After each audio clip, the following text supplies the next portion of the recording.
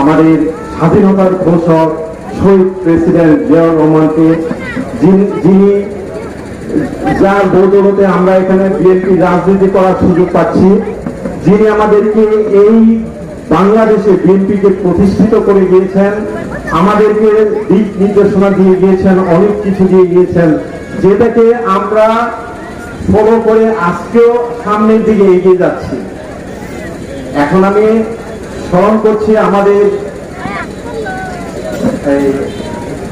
নেত্রী খালেদা জিয়া, আমাদের মাতা, গণতন্ত্রের মাতা। হ্যাঁ, আমি তার কথা স্মরণ করছি, আমি তার আশু মুক্তি কামনা করছি।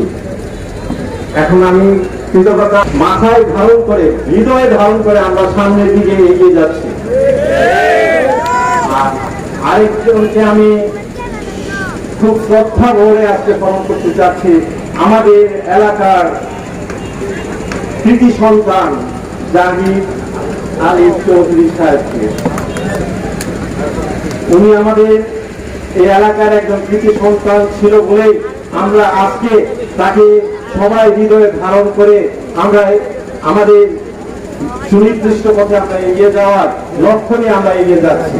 এখানে অনেক কিছুই হতে পারে, তারপরে আমাদের আজকে খুব হৃদয় কষ্ট নিয়ে বলতে হচ্ছে, আমাদের এই বৈষম্য বিরোধী আন্দোলনে যারা শহীদ হয়েছে তাদেরকে আমরা শ্রদ্ধা ভরে স্মরণ করছি, এবং যারা আহত হয়েছে তাদের পাশে দাঁড়ানোর জন্য আমি নকলাবাসী তথা বাংলাদেশের সকল মানুষকে তাদের পাশে দাঁড়ানোর জন্য আমি আহ্বান জানাচ্ছি। এই বৈষম্য বিরোধী আন্দোলন যাতে আর বাংলাদেশে কখনো না আসে, এটা যেন আর বাংলার মানুষকে আর না করতে হয়, আমাদেরকে বিএনপি নেতৃত্বে সেখানে এগিয়ে যেতে হবে। আমরাই পারবো, জনাব তারেক রহমান সাহেব পারবেন এই দেশকে আমাদের এগিয়ে লক্ষ্যবস্তুতে এগিয়ে নেওয়ার জন্য। এই জন্য উনি দিয়েছেন আমাদের রাষ্ট্র কাঠামো মেরামতের 31 দফা দাবি। ওকে, সেই 31 দফা বাস্তবায়ন হলে আমাদের দেশ সুন্দর একটা দেশে পরিণত হবে। আমরা এই 31 দফা বাস্তবায়নের জন্য আজকে থেকে নকলা নালিতে বাড়িতে আমরা গ্রামে গঞ্জে সবার দরজায় দরজায় আমরা এটাকে পৌঁছে দিয়ে আসবো। ওকে, আপনারা সবাই আগে আছেন কিনা? ওকে, আমাদের একটাই লক্ষ্য থাকবে, আমরা সবাই এখানে রাজনীতির যে নেতা নাই বলে আমাদের আগে আমরা দেখেছি, মানে ধার করে এনে আমাদের এখানে মন্ত্রী এমপি বানানো হয়েছে। আপনারা কি আবার ধার করে মন্ত্রী এমপি বানাতে যাচ্ছেন?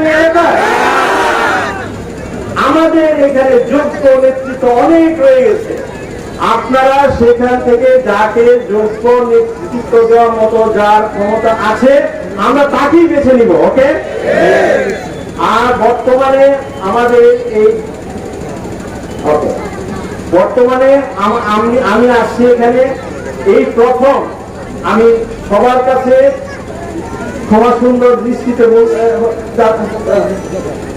দেখে নিতে, সরি, আমার এই বক্তব্য আজকে কোন মিটিং এ প্রথম, কারণ আমি ব্যবসায়ী, আমি জাপানে ব্যবসা করি, রাজনীতির মাঠে আমি খুবই সচেতন, ছাত্র জীবন থেকে আমি রাজনীতির মাঠে ছিলাম, অনেক দূর আমি অনেকদিন এই রাজনীতিতে নাই ছিলাম না, কিন্তু 2012 সাল থেকে যখন এই ফ্যাসিস্ট সরকার আমাদের উপরে স্ট্রিম রোলার পরিচালনা করছিল, এটা দেখে আমারও মনে হয়েছে যে আমাকে এখন রাজনীতিতে আসা উচিত।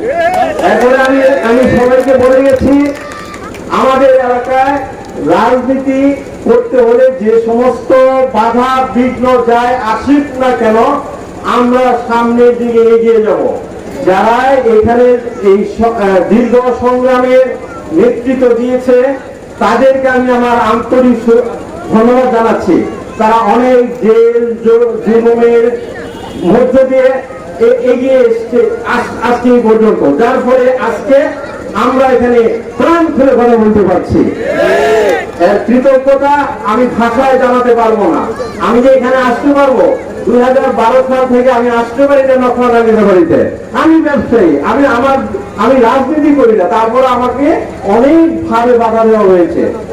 যাই হোক, আমি দূর থেকে আমি যদি এখানে আসি তাহলে কি হবে, যারা এখানে নেতৃত্ব দিচ্ছে, হ্যাঁ, আমি না থাকলে, আমি যদি পাশে না থাকি, আমাকেও যদি এখানে জেলের ভাত খেতে হয়, তাহলে এদের পাশে দাঁড়াবে কে?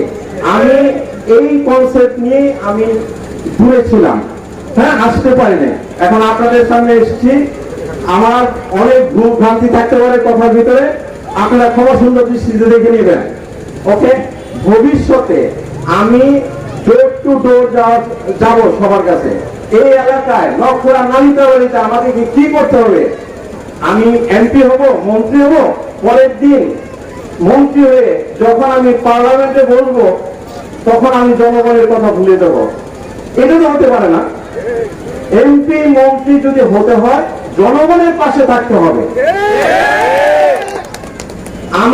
আমার একটাই ইচ্ছা, আমি জাপানে থাকি, প্রবাসে থাকি, বহুত দিন ধরে প্রবাসে আছি।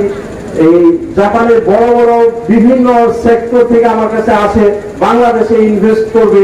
বাংলাদেশের আমি তাদেরকে এখানে নিয়ে আসি, লক্ষ্মণবাড়ি নিয়ে আসি। কেন নিয়ে আসছি?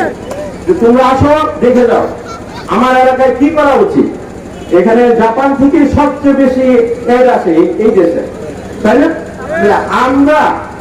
আমরা কেন পারবো না তাদেরকে নিয়ে আসতে? আমার টার্গেট, আমার এলাকার উন্নয়নের জন্য যে কাজগুলি করতে হবে, সেটাকে লক্ষ্য করে আমি সামনে আগাবো। আমি যদি মন্ত্রীও হতে না পারি, আমি এখন থেকে আমি সুযোগ পেয়েছি। এই যে আপনারা আছেন, আমি কথা দিয়ে যাচ্ছি, নকশা নালিতা বাড়িতে মানুষের কর্মসংস্থান থেকে শুরু করে এডুকেশন, শিক্ষা থেকে শুরু করে কিভাবে আমরা আগাতে পারি, সবার সঙ্গে পরামর্শ করে আমরা এগিয়ে যাব। এই প্ল্যান নিয়ে আমি আসছি। আরো কথা বলবো, আরো সবার ডোর টু ডোর যাবো, আমরা সেইভাবে এগিয়ে যাবো। আজকে খুবই কষ্ট লাগলো। আমার এখানে একটা সাংবাদিক এসে আমাকে জিজ্ঞেস করলো, আপনাদের বিএনপির ভিতরে তো অনেক দলাদলি মোলামুলি শুরু হয়েছে। আমি এই উত্তরটা তো আমার কাছে জানা নেই। কেন এখানে দলাদলি মোলামুলি হবে ভাই? এগুলো তো নাই কেউ, আমরা সবাই একই পরিবারের সন্তান, বিএনপি পরিবারের সন্তান।